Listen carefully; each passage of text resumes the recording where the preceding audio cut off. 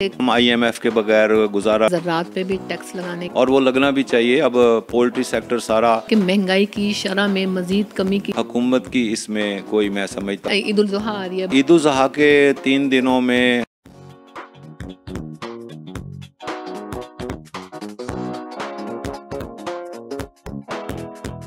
अस्सलाम वालेकुम नाज़रीन, मैं हूँ आपकी होस्ट जरनाज गुल और आप देख रहे हैं प्रोग्राम एन न्यूज़। और आप नाज़रीन, आज हमारे साथ जो शख्सियत शामिल प्रोग्राम है चैम्बर ऑफ कॉमर्स के प्रेसिडेंट हैं राशिद इकबाल साहब। इनसे बात करते हैं, बजट के हवाले से बात करते हैं, ईद उल जुहा करीब है, उसकी सफाई सुथराई जो शहर की है उस हवाले से भी बात करते हैं। लेकिन सबसे पहले ताजरों के मसाइल और बजट के हवाले से इनसे गुफ्तगू करते हैं कि आने वाले बजट को ये किस नज़र से देखते हैं, क्या तवक्को रखते हैं। इस दफ़ा जो बजट पेश किया जा रहा है, राशिद साहब क्या समझते हैं, किस तरह का, पिछली दफ़ा की तरह सख्त होगा या उससे ज़्यादा सख्त होगा या कोई रिलीफ मिलने जा रहा है? बिस्मिल्लाहिर्रहमानिर्रहीम। थैंक यू वेरी मच, आज आपने मुझे मौका दिया अपने चैनल पर। बजट तो सख्त ही होएगा और उसकी वजूहात आपको भी पता हैं और मुझे भी पता है।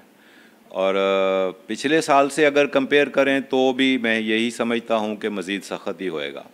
मगर जैसा कि आपके इल्म में है कि बजट वाले दिन तो वज़ीर ख़ज़ाना साहब सब अच्छी अच्छी बातें करते होते हैं, जो असल और सख्त फ़ैसले होते हैं वो फिनांस बिल में सामने आते हैं, वो हिडन होते हैं जी। तो इस दफ़ा भी बजट तो बड़ा अच्छा ही और बड़ा मीठा मीठा आपको महसूस होगा। मगर जब फाइनेंस बिल आएगा उस वक़्त आपको पता चलेगा कि कितने नए टैक्स लगे हैं और कितनी टैक्सों की शरह बढ़ाई गई है और कितनी डबल टैक्सेशन की गई है। ये सब चीज़ें फिर बाद में जाके पता लगेंगी। अच्छा सर, एक चीज़ और भी कि पिछले बजट में ताजरों पर काफ़ी टैक्स लगा दिए गए थे और बजट आने के बाद भी वक्तन फ़वक्तन काफ़ी टैक्स लगते रह गए थे। इस दफ़ा अगर बजट की बात की जाए तो आप क्या समझते हैं, हुकूमत की तरफ से किसी किस्म की मशावरत की गई चैम्बर से? जी, चैम्बर की तो कई दहाइयों से पुरानी रवायत है कि हम बजट आने से तकरीबन 3-4 माह पहले ही फरवरी मार्च के महीने में अपनी सिफारिशात बनाकर भेज देते हैं। मगर अफसोस से कहना पड़ता है कि आज तक हमारी किसी तजवीज़ को भी शामिल नहीं किया गया और बल्कि ना इस काबिल समझा गया कि उसके ऊपर कोई गौर व गौज़ किया जाए। हाँ, अलबत्ता जो टेक्निकल मामलात हैं या अगर कोई टैक्स लॉ में गलती है वो हमने हाईलाइट की है तो वो शायद कभी कभी उन हमारी बात मान लेते हैं। मगर जो हमारी सिफारिशात होती हैं उनमें से मैं सॉरी टू से मैं इकरार करता हूं कि आज तक ना हमारे सिर्फ चैम्बर की बात नहीं है, किसी भी चैम्बर की कोई सिफारिशात जो हैं उनके ऊपर हुकूमत तवज्जो नहीं देती। हालांकि हम ही ताजरों और सनतकारों के नुमाइंदे हैं और हमारी मुशावरत के बगैर तो बजट बनना ही नहीं चाहिए, बल्कि हमसे पहले इनपुट लेनी चाहिए हुकूमत को और उसके बाद फिर हमारी जो इनपुट है उसको सामने रखते हुए बजट बनाना चाहिए। मगर ऐसे हमारे मुल्क में नहीं होता। अच्छा सर, इसके अलावा पिछले बजट के बाद, मतलब उस बजट में भी जो टैक्सेस लगाए गए उसके बाद भी जो टैक्सेस लगाते गए हैं ताजरों पर, उस हवाले से ताजिर हजरात ने काफ़ी एहतजाजी मुजाहरे किए, एहतजाज किए, अपनी आवाज़ बुलंद की। तो आप क्या समझते हैं, उसके कोई असरात मुरतब हुए, कोई रिज़ल्ट आया? हाँ, देखिए ऐसे है कि इन्होंने 2 SRO निकाले POS के लिए और दोनों ही बुरी तरह फेल हो गए। मसला ये है कि हमारे मुल्क में अक्सर जो छोटे कारोबारी लोग हैं वो तालीम याफ्ता नहीं हैं या उनकी तालीम बहुत कम है, तो वो टैक्स क़वानीन को अच्छी तरह नहीं समझते और उनको टैक्स फाइलर बनने में बड़ी प्रॉब्लम होती है। और अगर वो टैक्स फाइल करते हैं तो उनको किसी टैक्स वकील का सहारा लेना पड़ता है सर्विसेज का, जो कि वो कॉस्टली होता है और उनके छोटे कारोबार में के ऊपर बहुत बड़ा वो बोझ बन जाता है। तो असल जो बात है करने की, अगर छोटे ताजरों और छोटे सनतकारों पर हुकूमत ने अगर टैक्स लगाना है तो वो फ़िक्स टैक्स लगाए टर्नओवर के ऊपर बेस करते हुए, जैसे छोटे ताजर इमरान खान साहब की हुकूमत के दौर में ख़ुद मान गए थे कि 1% at turnover with final discharge of liabilities अगर आप लगा दें तो हमें मंजूर है। अब उन्होंने भी तो इनपुट ली हुई है, जहाँ से उन्होंने पीछे से माल ख़रीदा है, उनके पास सेल टैक्स इनवॉइसें मौजूद हैं, तभी वो उस इनपुट को क्लेम कर सकते हैं। अगर वो टैक्स नेट के अंदर होंगे, इनकम टैक्स भी पे कर रहे होंगे, तो वो ख़ुद चाहते थे कि उनके ऊपर इनकम टैक्स लग जाए, मगर हुकूमत ने जो उनके साथ तयशुदा तरीक़ाकार था कि 1% ऑफ द टर्नओवर वो नहीं किया और एक नया SRO ले आए, 350 ये POS के 2 SRO ले आए, तो उसकी वजह से टोटल पूरे मुल्क में 75 लोग रजिस्टर हुए हैं POS के साथ, जबकि अगर ये 1% टर्नओवर वाला कानून ले आते तो कम से कम 22 से 24 लाख लोगों के रजिस्टर होने की तवक्का थी और 250 अरब रुपया टैक्स कलेक्शन भी हुकूमत की बढ़ सकती थी। मगर अगेन इन्होंने मशावरत नहीं की किसी से, और जो IMF के कहने पर जिस तरह उन्होंने मशवरा दिया, वो मशवरा देते हैं अपने अमरीकी माहौल के मुताबिक कि रियल टाइम में सेल टैक्स इनवॉइस अपलोड होनी चाहिए। अब हमारे मुल्क में तो 6 घंटे बिजली नहीं है, 6 घंटे इंटरनेट नहीं है, तो इसका मतलब है कि 12 घंटे तो ऐसे ही गुजर गए, तो इकनॉमिक एक्टिविटी किस वक्त होनी है। तो इन लोगों को चाहिए कि वो जो कुछ भी IMF वाले इनको जो मशवरा देते हैं, ग्राउंड रियलिटीज़ को सामने रखते हुए उसमें तरमीम करके फिर लागू किया करें। ऐसे ना हो कि जैसा वहाँ से आया उसको कॉपी पेस्ट करके आगे कानून साजी कर दें और उसको लागू कर दें, और बाद में पता चलता है कि ये तो काबिल अमल ही नहीं है। और जिस तरह अब ये SRO 350 आया है, ये भी नाकाबिल अमल है, बुरी तरह फेल हो गया है। और मगर ये है कि अब उसमें तब्दीलियां कर रहे, पहले हर महीने वो बैलेंस शीट देनी थी, अब कहते हैं कि नहीं एक दफ़ा ही देनी है साल में, और लिंक कर दिया है सारी सप्लाई चेन को ऊपर से नीचे तक।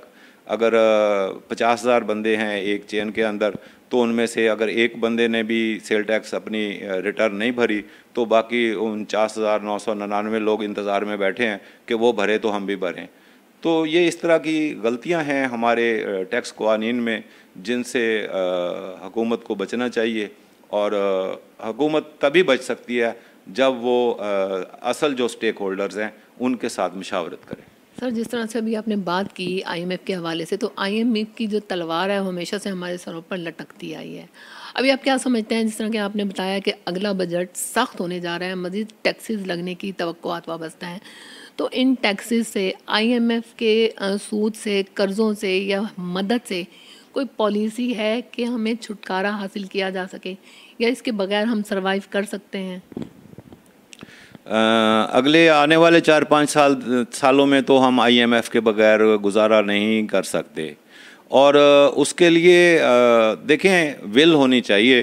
अगर हमने IMF के प्रोग्राम नहीं लेने या IMF के प्रोग्राम से बाहर आना है, तो उसके लिए हमें कुछ अपने तौर तरीके बदलने पड़ेंगे। हमने एक वजारत को तोड़ के 4-4 वजारतें बनाई हुई हैं, उनको दोबारा इकट्ठा करके वज़ीरों मशीरों का बोझ कम करना पड़ेगा। हमने बहुत ज़्यादा फालतू महकमे बनाए हुए, उन महकमों को मर्ज करना पड़ेगा। हम बहुत ज़्यादा पेंशन दे रहे और रिटायर्ड लोगों को पर्क्स एंड प्रिविलेजेस दे रहे, वो सारी चीज़ें वापस लेनी पड़ेंगी। तो और कई सालों के लिए तरक्याती और गैर तरक्याती अखराजात दोनों को कंसिडरेबली कम करना पड़ेगा, और जितने हुकूमत के अदारे नुकसान में चल रहे, इन सब को जल्द अज जल्द प्राइवेटाइज़ करना पड़ेगा। तो अगर हम ये सब कुछ करने में कामयाब हो जाते हैं तो फिर शायद 4-5 साल के अंदर इकानमी बेहतरी की तरफ जाने लग पड़े। सर, आने वाले बजट में क्या तवक्को है कि ज़राअत पे भी टैक्स लगाने की तवक्कुआत हैं, एजुकेशन पे भी, मेडिसिन पे भी, क्या समझते हैं? हाँ जी, बहुत सारे सेक्टर इस वक्त ज़ीरो रेटेड में हैं, और मैं समझता हूँ कि कुछ वाकई उनमें ऐसे हैं जिनको ज़ीरो रेटेड में नहीं होना चाहिए, मगर कुछ ऐसे हैं जिनको मैं समझता हूँ कि टैक्स की छूट, ख़ास तौर पे अब हम सेल टैक्स की बात कर रहे हैं, छूट होनी चाहिए। मैं समझता हूँ दवाइयों और बच्चों की किताबों कापियों को सेल टैक्स की छूट होनी चाहिए। लेकिन सर, ज़राअत के हवाले से छूट नहीं होनी चाहिए, क्योंकि आप एक ज़रूरी मुल्क हैं, लेकिन आप बिल्कुल ही पीछे जाते जा रहे हैं। आपकी जो रीढ़ की हड्डी है, जो मईशत की बेस है, वो कमज़ोर होती जा रही है, ख़त्म होती जा रही है, क्योंकि फार्मर्स को सहूलियात नहीं हैं। हाँ, वो तो आपकी बात सही है। आप देख लें, दो दो हमारी बम्पर क्रॉप्स आई हैं, चावल की और गंदम की, ऊपर नीचे, और आप देख लें आपके मुल्क में क्या हाल हो गया है। और हुकूमत का बहुत बड़ा फेलियर है कि हम पंजाब में इस दफ़ा हुकूमत गंदम ख़रीदने के काबिल भी नहीं रही। तो अगर इस तरह की गलत पॉलिसियों के ऊपर अमल दरामद किया जाएगा तो जाहिर है फिर फार्मर का तो नुकसान होगा ही। मगर ज़राअत के ऊपर इनकम टैक्स ज़रूर लगना चाहिए, मैं समझता हूँ, मगर मैं फार्मर के ऊपर टैक्स लगाने की बात नहीं कर रहा। मैं वैल्यू एडिशन के ऊपर और ट्रेडिंग के ऊपर बात कर रहा हूँ टैक्स लगाने की, और वो लगना भी चाहिए। अब पोल्ट्री सेक्टर सारा है तो ज़राअत से वाबस्ता, सारा टैक्स नेट से बाहर है। इस तरह बहुत सारी और चीज़ें टैक्स नेट से बाहर पड़ी हैं जो ज़राअत के साथ ताल्लुक़ है। डेयरी सेक्टर सारा टैक्स नेट से बाहर है। तो उनके ऊपर वाकई मैं समझता हूँ कि टैक्स लगना चाहिए। और सबसे ज़्यादा प्रॉपर्टी है जो रियल स्टेट है, उसके ऊपर टैक्स लगना चाहिए। मैं कैपिटल गेन या वैल्यू एडिशन टैक्स की बात नहीं कर रहा, मैं बाकायदा इनकम टैक्स की बात कर रहा हूँ कि अगर आपने ठीक है, एक घर में आप रहते हैं, वो आपकी ज़रूरत है, उसके ऊपर इनकम टैक्स नहीं होना चाहिए। मगर एक बंदे के पास 10 प्लाट हैं तो वो बाकी 9 के ऊपर तो इनकम टैक्स देना चाहिए ना उसको। उसने इन्वेस्टमेंट की हुई है, वो उससे पैसे कमा भी रहा है और कहीं से पैसे लेकर भी आया है उस जायदाद को ख़रीदने के लिए। तो मैं समझता हूँ कि उसके ऊपर भी टैक्स लगना चाहिए। बाकी हाँ, बहुत सारे सेक्टर ऐसे हैं जो अभी भी प्रिविलेज्ड हैं, और बहुत ज़्यादा अब बैंकें ही देख लें, बैंकों का कोई भी बैंक ऐसी नहीं है जो 50 या 60% से कम मुनाफा कमा रही हो, और खरबों रुपया मुनाफा कमा रही हैं हर बैंक। तो क्या हुकूमत को नहीं रीनेगोशिएट करना चाहिए, या बैंकों के एक हद से ज़्यादा हुए प्रॉफिट के ऊपर टैक्स नहीं लगाना चाहिए? मैं समझता हूँ ऐसे सेक्टर्स में हुकूमत को काम करना चाहिए और टैक्स लगाना भी चाहिए। और मगर असल बात यह है कि टैक्स नेट बढ़ाने की ज़रूरत है। जो ऑलरेडी लोग टैक्स नेट के अंदर हैं, उन्हीं के ऊपर मज़ीद टैक्स लगाए जाने से तो उनके भी कारोबार बैठ जाएंगे, वो लोग भी फाइलर से नॉन फाइलर बन जाएंगे। तो ये रवैश सही नहीं है। अगर रेवेन्यू बढ़ाना है तो टैक्स नेट बढ़ाकर बढ़ाएं, रेवेन्यू उसको ब्रैकेट्स बढ़ा के या टैक्स की शरह बढ़ाकर ना टारगेट बढ़ाएं, ये गलत बात है। अच्छा सर, जैसे कि देखा गया है कि पेट्रोल की कीमतों में भी थोड़ी बहुत कमी आई है, और डॉलर की कीमतों में भी थोड़ी बहुत कमी आई है। बाकी अशिया खुर्दोनोश भी देखने में आ रही है कि रेट्स में कमी आ रही है। आने वाले दिनों में आप क्या देखते हैं कि महंगाई की शरह में मज़ीद कमी की तवक्कुआत कर सकते हैं? ये इंटरनेशनल मार्केट में कमी आई है, क्रूड की कीमतें नीचे आई हैं, और तैयार माल की भी कीमतें नीचे आई हैं। हम सिर्फ 35% अपना क्रूड खुद रिफ़ाइन करते हैं, बाकी सारा माल हम तैयार मंगवाते हैं जो कि बहुत महंगा मिलता है। हमें चाहिए अपने मुल्क के अंदर रिफ़ाइनरियाँ लगाएं, जितनी अपनी ज़रूरत है सारा क्रूड ऑयल सस्ता मिलता है, उसको अपने मुल्क में इंपोर्ट करें और प्रोसेस करें, तो बेहतरी आ सकती है। इसमें मज़ीद भी पेट्रोलियम प्रोडक्ट्स की प्राइसेस कम की जा सकती हैं। मगर ये जो दो बातें, एक इस रूस और यूक्रेन की जंग, और एक इसराइल का ये फ़लस्तीन पर हमला, और आखिरी ये जो हूतियों ने, वो भी अब मैं फ़लस्तीन के साथ ही अटैच्ड है, जो हूतियों ने रेड सी में शिपिंग के ऊपर हमले शुरू किए हैं। इन सब चीज़ों की वजह से भी इंटरनेशनल मार्केट में कमोडिटी की प्राइसेस बढ़ी थी, मगर शुक्र है पेट्रोलियम प्रोडक्ट्स की प्राइसेस कम हुई हैं। उस वजह से हुकूमत ने हमारे मुल्क में भी पेट्रोल और डीज़ल की कीमतें कम की हैं। मगर जो हुकूमत की तरफ से आए टैक्सेस हैं और लीवीज़ हैं, वो पेट्रोलियम प्रोडक्ट्स के ऊपर वैसे ही हैं जैसे पहले थी, और शायद इस बजट में मज़ीद बढ़ जाएं। तो उसका ताल्लुक इंटरनेशनल मार्केट के साथ है। हुकूमत की इसमें कोई, मैं समझता हूँ कि काविश शामिल नहीं है। अच्छा सर, इसके साथ ही बात काफ़ी महंगाई पे भी हो गई, बजट पे भी हो गई। आप चेयरमैन वेस्ट मैनेजमेंट कंपनी भी हैं, उस हवाले से अब जिस तरह से ईद उल ज़ुहा आ रही है, बड़ी ईद आ रही है, उसके हवाले से क्या तैयारियां हैं? क्योंकि ईद उल ज़ुहा में ज़ाहिर बात है कुर्बानियाँ होती हैं, जो अलाइशें होती हैं, उनकी गंदगी वगैरह, शहर की जो सफाई सुथराई है उसको मेंटेन रखना काफ़ी मुश्किल हो जाता है। उसको मेंटेन रखने के लिए और इस गंदगी से मतलब शहर को महफूज रखने के लिए कि शहर गंदा ना हो, आलाइशों से पाक रहे, बदबू ना फैले, जगह जगह गंद नज़र ना आए, उसके लिए आप लोग के क्या इकदामात होंगे? जी बिल्कुल आपने सही फरमाया। हम एवरेज तकरीबन 900 टन कूड़ा उठाते हैं माहाना पूरे शहर से, मगर ईद उल ज़ुहा के 3 दिनों में हम तकरीबन सिर्फ इन 3 दिनों में 1200 टन के करीब कूड़ा उठाते हैं। तो हमने ना पूरे शहर को 12 हिस्सों में तकसीम किया है और 3 प्रॉन्ग स्ट्रेटजी है हमारी इसको शहर की सफाई के हवाले से ईद उल ज़ुहा के ऊपर। सबसे पहले तो हम इश्तिहारी मुहिम चला रहे हैं, अवेयरनेस सेशंस हैं, रेडियो, टीवी, प्रिंट मीडिया और पैनाफ्लेक्सेस और बैनर्स की शक्ल में, ताकि हम लोगों को मुतला कर रहे हैं कि हमारे कलेक्शन सेंटर्स कहाँ कहाँ बने हुए हैं। और हमने प्लास्टिक बैग्स बांट रहे हैं मुख्तलिफ लोगों में, कम्युनिटीज़ में, ताकि वो अपनी आलाइशें उन प्लास्टिक बैग्स में डालकर हमारे कलेक्शन सेंटर तक लेके आएँ। और फिर हमने अपने तमाम अफसरों की ड्यूटी लगाई हुई है जो 24 घंटे मौजूद रहेंगे उन कलेक्शन सेंटर्स के ऊपर, और वहाँ से फिर हम उठाकर और लैंडफिल साइट्स के ऊपर लेकर जाएंगे। हमने लैंडफिल साइट्स के ऊपर भी तैयारी कर ली है, हमने ट्रेंचेस खोद ली हैं, क्योंकि इन आलाइशों को दबाना पड़ता है वरना इनमें से स्मेल बहुत ज़्यादा आती है। तो ट्रेंचेस हमने खोद ली हैं और हम बिल्कुल तैयार बैठे हैं। और दूसरी चीज़ ये होती है कि मिसलेनियस आइटम्स चाहिए होती हैं इन दिनों में, ख़ास तौर पे फरनाइल हो गई, चूना हो गया, वर्किंग ग्लव्स हो गए, मास्क हो गए, जो लेबर 24 घंटे जो हमारे सैनिटरी वर्कर्स हैं, जो हमारे फ्रंट लाइन फाइटर्स हैं, उनके खाने पीने का बंदोबस्त करना होता है, क्योंकि वो घर नहीं जा सक रहे होते, लॉन्ग आवर्स की ड्यूटी होती है। और इसी तरह हमें फ़ालतू मशीनरी भी चाहिए होती है, तो वो फ़ालतू मशीनरी भी हमने किराए पे हर साल लेते हैं, इस साल भी इंशाल्लाह लेंगे। तो इन सब चीज़ों का ऑलरेडी हम बंदोबस्त कर चुके। हमने कंपनियां शार्ट लिस्ट कर ली, हमने टेंडर्स फ्लोट कर दिए, और इंशाल्लाह आप देखेंगी कि इस ईद उल ज़ुहा के ऊपर हम पूरी कोशिश करेंगे कि शहर को ईद उल ज़ुहा से पहले वाली जो सिचुएशन है उसी के मुताबिक साथ की साथ साफ़ करते हुए ऐसे ही शहर की हालत रखें, और कोशिश हमारी पूरी होएगी कि हम इन 3 दिनों में दिन रात काम करेंगे। सर, आप लोगों ने तो अपना काम कर दिया, इदारे ने तो अपना काम कर दिया, लेकिन अब आप शहरियों से क्या तवक्को करते हैं कि इस हवाले से वो भी अपनी ज़िम्मेदारी को पूरा करें? तो कैसे, क्या पैगाम देना चाहेंगे?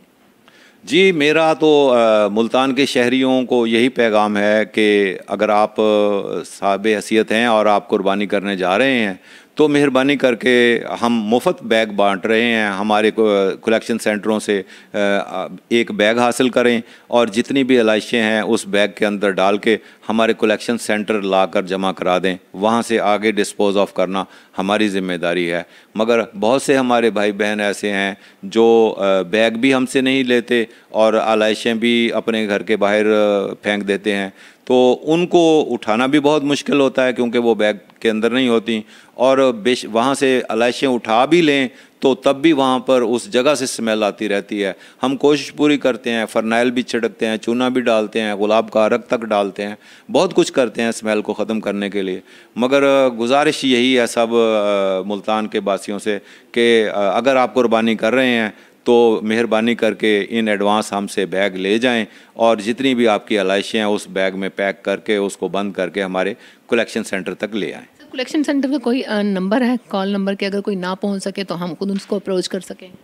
जी, 12 के 12 कलेक्शन सेंटरों के यूसी वाइज जो जिन लोगों की वहाँ पर एज ए सुपरिटेंडेंट ड्यूटी लगी हुई है उनके नंबर हमने मुश्तहर किए हुए हैं। वो ब्रोशर्स के ज़रिए, व्हाट्सएप ग्रुप्स के ज़रिए और अखबारों में भी हम ईद के करीब जाकर छपवाना शुरू करेंगे।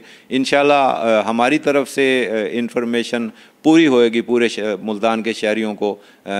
तकरीबन सब बड़े अखबारों में हम वो छपवाएंगे, मगर ईद के करीब जाकर। जी राशिद साहब, बहुत शुक्रिया, आपने अपने कीमती टाइम में से हमें टाइम दिया, इतनी अच्छी बातें बताई बजट के हवाले से, महंगाई के हवाले से और शहर की सफाई सुथराई के हवाले से।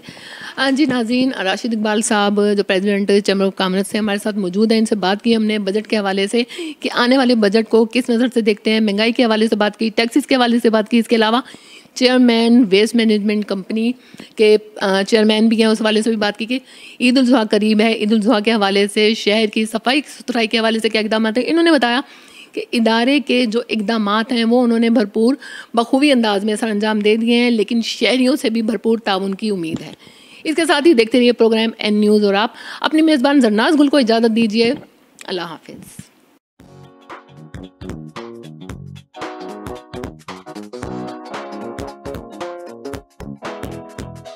और मुल्तान की खूबसूरती में किस तरह से इजाफा करने में PHA का क्या रोल है? थैंक यू वेरी मच जी। देखें, PHA जो है, इसका जो ब्यूटिफिकेशन जो है वो थ्रू प्लांटेशन है, थ्रू लैंडस्केपिंग है। आप ये मुझे बताएं कि कोई घर आपने खूबसूरत देखा है विदाउट प्लांटेशन, विदाउट लैंडस्केपिंग?